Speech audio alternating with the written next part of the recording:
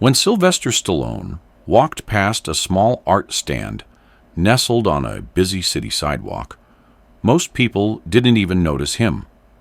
To them, he was just another passerby, another shadow in the crowd. But when he stopped, picked up a painting, and quietly listened to the young black woman behind the table, everything shifted. Because Maya Reynolds wasn't just another street artist. She wasn't chasing fame or recognition. She was fighting for her life. Every brushstroke was a battle. Every canvas, a cry for survival. And what happened next became a moment no one would forget. Because in true Sylvester Stallone fashion, he didn't just buy a painting, he changed her future. It was a scorching Thursday afternoon in West Philadelphia. The kind of summer heat that made the pavement shimmer and your clothes stick to your skin. On the corner of 49th and Baltimore Avenue, where the trolley rattled past every 15 minutes, and the smell of fried food lingered from the corner food truck, a folding table sat beneath the sparse shade of a tired old maple tree.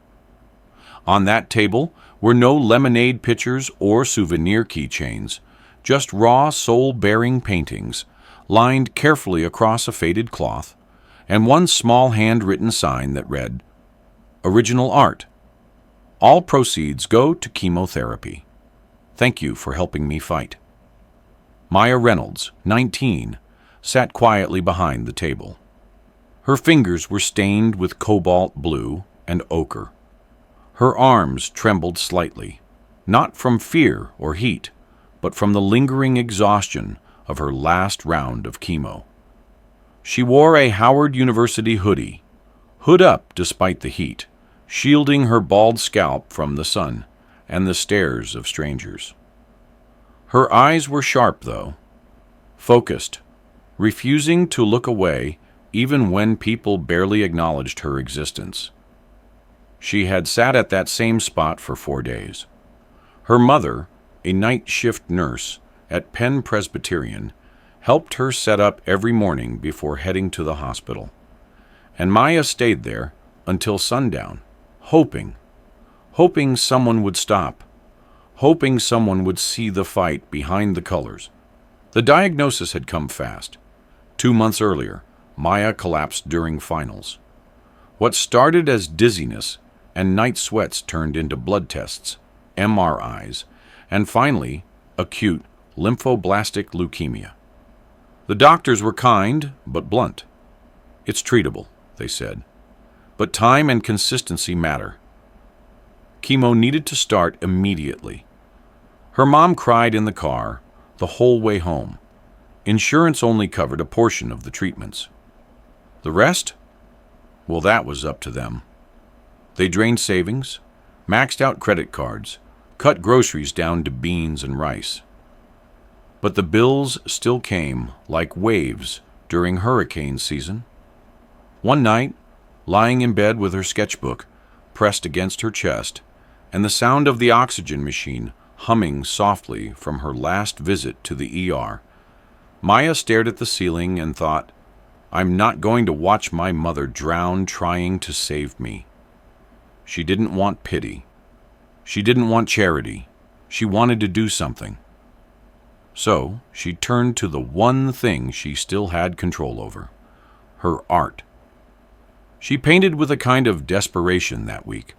She stayed up for hours even as her limbs ached and her eyes blurred. Cityscapes of Philly at dusk. Portraits of kids she remembered from the subway. Swirls of vibrant color that looked how the pain felt. Loud, chaotic, angry. Every painting was a piece of her, a cry, a prayer. When she finally laid them out on the folding table for the first time, she felt exposed, like her entire life was on display.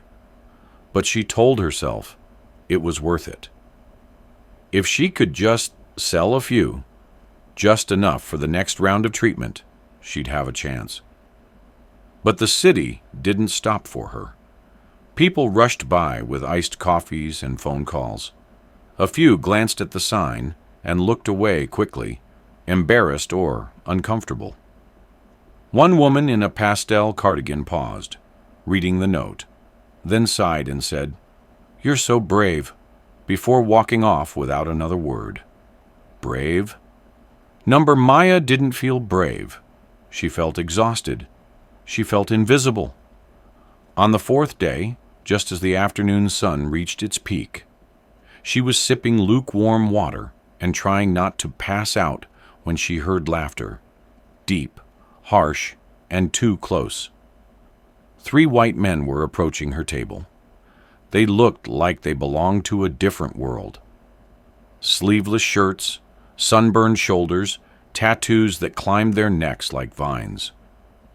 They moved in a pack, shoulders squared, taking up the entire sidewalk. Maya's stomach turned. The tallest of them stopped in front of her sign, squinted, then let out a scoffing chuckle. "Chemotherapy, huh? Selling your little doodles out here on our block?" His voice oozed sarcasm. Maya straightened. "I'm not bothering anyone," she said, trying to keep her voice steady. "Not yet," another one replied, picking up a canvas with stained fingers. "But this sidewalk's not free, sweetheart. You want to hustle here. You pay up." He dropped the canvas back on the table like it was trash. "I'm just trying to raise money for my treatment," she said. "Please." "Always the sob story," the first one sneered. "That's what people like you do, right? Guilt trip everyone. Pull the race card. Pull the cancer card." "Classic." The third man flicked open a lighter, eyes resting on the corner of a painting. "Maybe we do her a favor. Shut this down before she gets too comfortable." Maya's hands began to tremble. Her breath came short. She looked around for someone, anyone, but most people kept walking. A few slowed down, watched from a distance, unsure whether to intervene. The men moved in closer. One of them reached for her water bottle and knocked it over deliberately, spilling it across the pavement. Maya stood, her chair scraping back.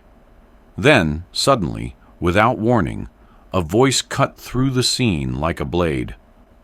"That's enough." It wasn't loud. It wasn't angry. But it was solid, like steel wrapped in gravel. All 3 men turned. Maya did too. A man stood about 10 feet away, half in shadow, wearing a worn gray hoodie and a baseball cap pulled low over his face. His stance was casual, but there was something about the way he carried himself. Something still, powerful. His hands were tucked in his pockets, but his eyes, barely visible beneath the brim of his cap, were locked onto the 3 men. The leader scoffed. "Who's this, huh? Grandpa coming to save the day?" The others laughed. "Look at this old guy. You lost, old man." He stepped forward slowly, unhurried. "I said that's enough." The second man pointed a finger. "You really want to step into this? Might be the last thing those brittle bones do." The old man stopped just 2 feet away, calm, centered. Maya's chest tightened. There was something so familiar about him. That chin, that voice. The man with the lighter stepped in, puffed his chest. "You want to fight, old man?" The older man didn't flinch. In a movement so smooth it looked choreographed, he shifted his weight, raised his right arm, and delivered a single punch, a right hook, tight and powerful. It connected with a sickening crack against the first man's jaw. He fell like a sack of bricks, knocked out cold, before he hit the pavement. Gasps erupted. Phones whipped out. A woman screamed, Wait, is that who I think it is?" The 2 remaining men backed away, wide-eyed. One stammered, We were just leaving." And they did.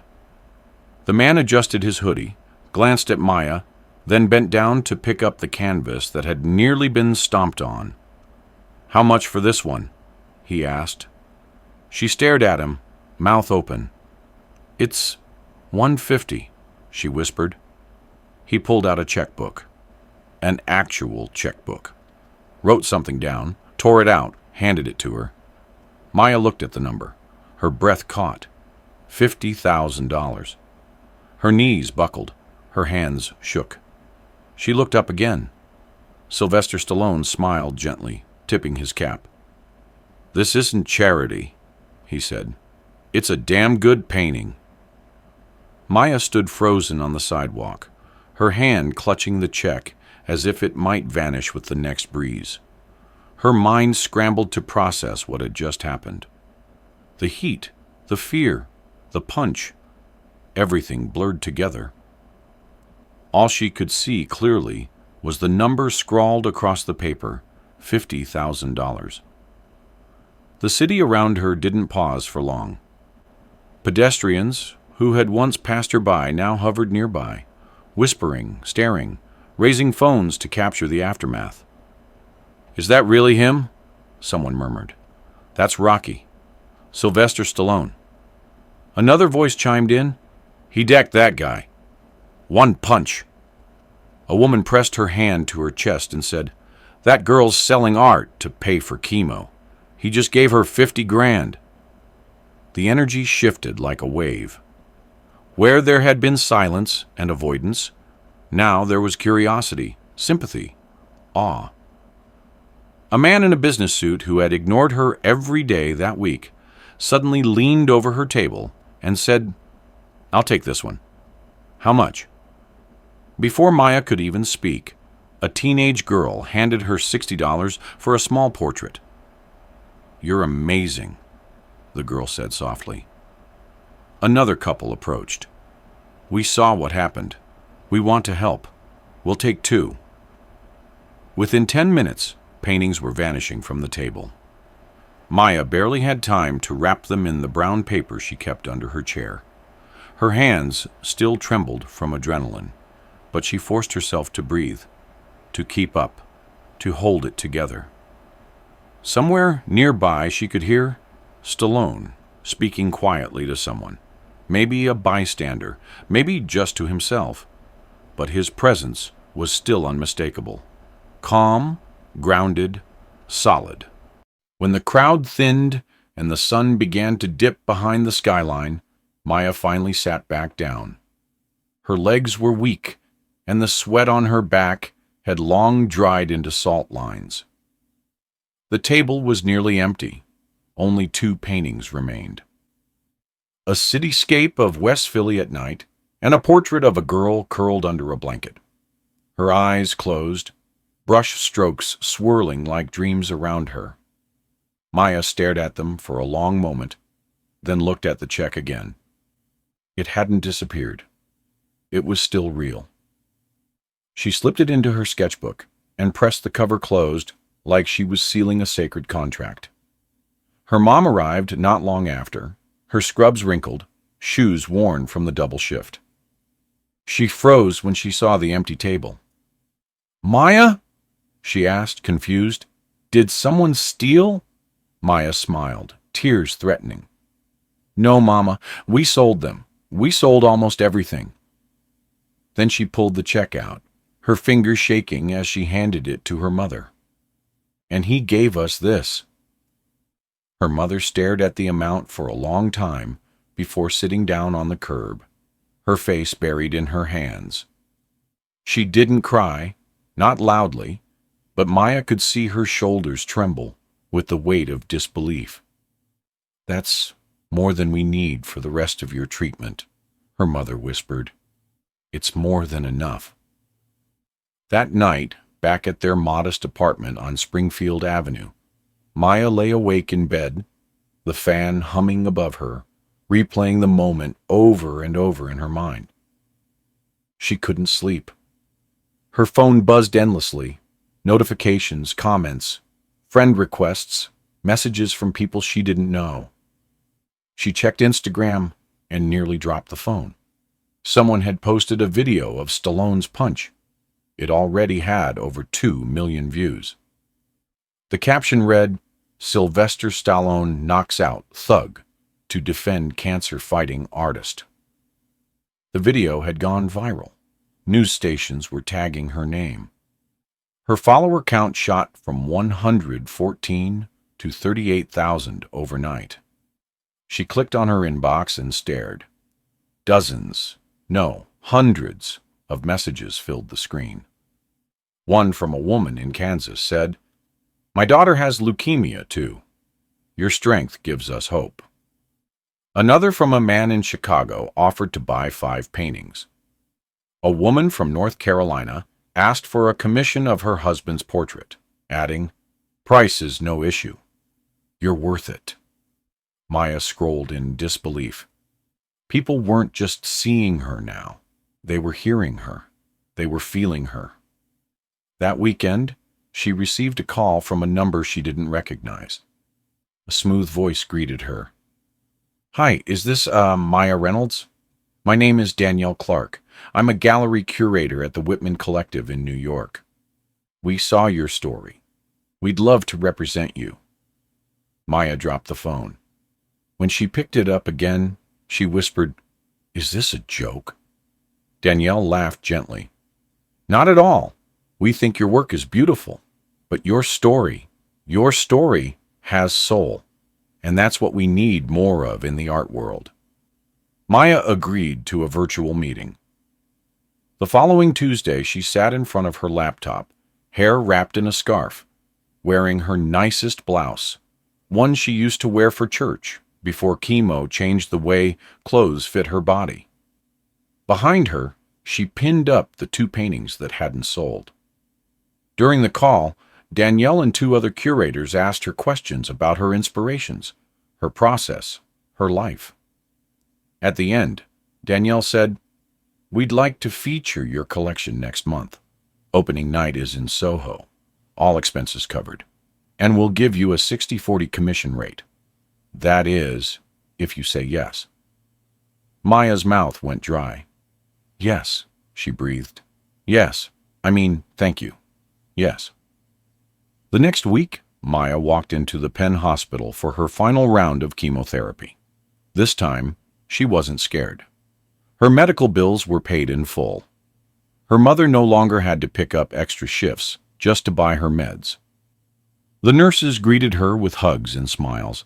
Someone had seen the video, and by the next morning, the entire oncology ward had watched it. One of them even printed out a still of Stallone tipping his cap and taped it next to the blood pressure monitor. Maya sat in the recliner, IV hooked to her arm, sketchbook resting on her knees. She started drawing the crowd from that day, faces half turned, phones raised, eyes wide. In the center, she drew a man in a hoodie, his fists still clenched, standing between her and the chaos. Her phone buzzed again. Another unknown number. She picked it up, expecting another request for art. But this time, the voice was deeper, familiar. "Hey, Maya, it's Sly." Her heart stopped. Stallone continued, "I just wanted to check on you. Saw the videos gone wild. You holding up okay?" She managed a shaky laugh. "I think so. Everything's moving fast." He paused for a moment. "Sometimes it does. But you got something. Don't let this moment pass. Let it lift you. Keep painting. Keep punching." "Thank you," she whispered. "You didn't have to do what you did." "I know," he said, "but it mattered. And you matter. That's enough for me." They spoke for a few more minutes. When the call ended, Maya leaned back in the recliner, eyes full of tears. But for the first time in months, they weren't from fear. They were from something else, hope. And she knew this wasn't the end of her story. It was only the beginning. Maya stepped out of Penn Hospital a week later with the late September sun warming her face. The crisp air carried that unmistakable scent of fall, burnt leaves, fresh asphalt, and a hint of roasted peanuts from a food cart nearby. For the first time in months, she wasn't walking out wondering how many more treatments she could afford. This time, she walked out free. Her body still ached. The fatigue hadn't left her bones, and her appetite came and went like the breeze. But the fear, that silent, gnawing fear, was gone. It had been replaced by something stronger: clarity, purpose. She clutched her sketchbook tightly to her chest, not just out of habit, but as a promise to herself. This was just the beginning.